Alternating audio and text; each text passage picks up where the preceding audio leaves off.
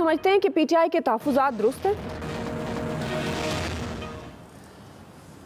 P T I کی تمام قیادت نے بڑا کمال کر دیا ہے کہ حمزہ شہباز کا جو 100 یونٹ کا پیکج تھا اس کو کامیاب بنا دیا پہلے دن ہی، کیونکہ یہ جو بیانات ہیں اور خاص طور پہ سپریم کورٹ میں جانا کسی بھی سیاسی قیادت کے لیے یہی کافی ہے کہ ان کے مخالف جو ہیں وہ اس پہ بھکلا گئے ہیں۔ اور میں نے کل بھی جب یہ بات کہی تھی نا کہ بہت سارے لوگوں کو اندازہ نہیں ہے کہ غربت کتنی ہے۔ مطلب کل جب میں نے اس کو ٹویٹر پہ ڈالا تو بہت لوگوں نے کہا کہ جی کتنے لوگ ہیں، چند 100 لوگ ہوں گے۔ ایاز صاحب نے صرف لیسکو کا فگر شیئر کیا تھا۔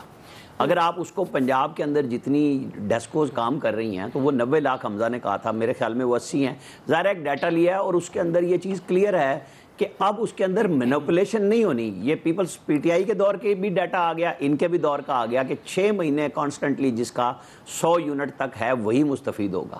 تو یہ وہ ہیں جن کو پہلے کبھی لائف لائن عمران خان کی گورنمنٹ سے پہلے 300 یونٹ پہ ہوتی تھی،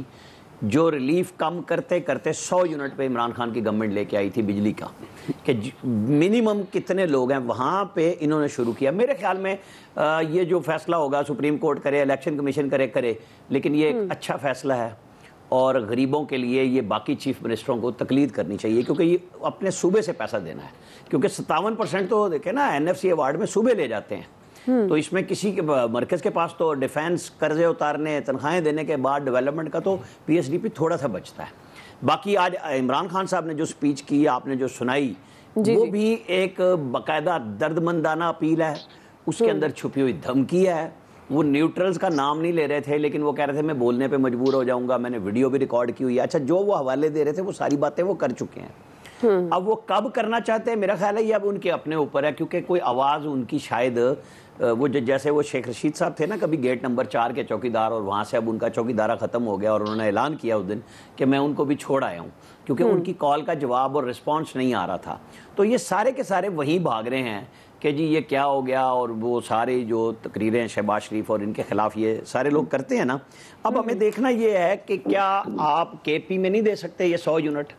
آپ پیسے مانگتے ہیں نا مرکز سے، آپ کے ہاں تو بجلی کا ریٹ ویسے بھی کم ہے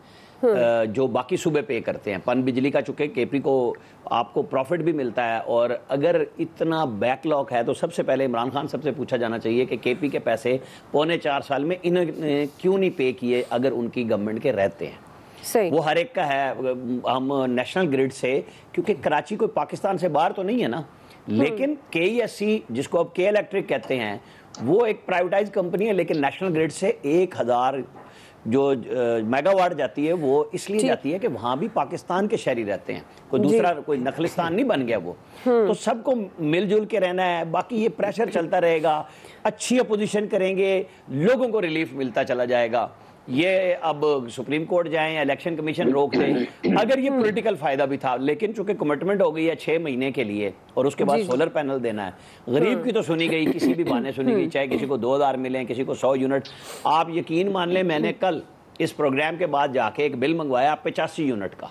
آیا جس کا، اور اس کے پورے کم تھے اور اس نے 850 روپے بھرے تھے اس پہ، جس کے گھر میں ایک پنکھا اور ایک لائٹ جلتی ہے۔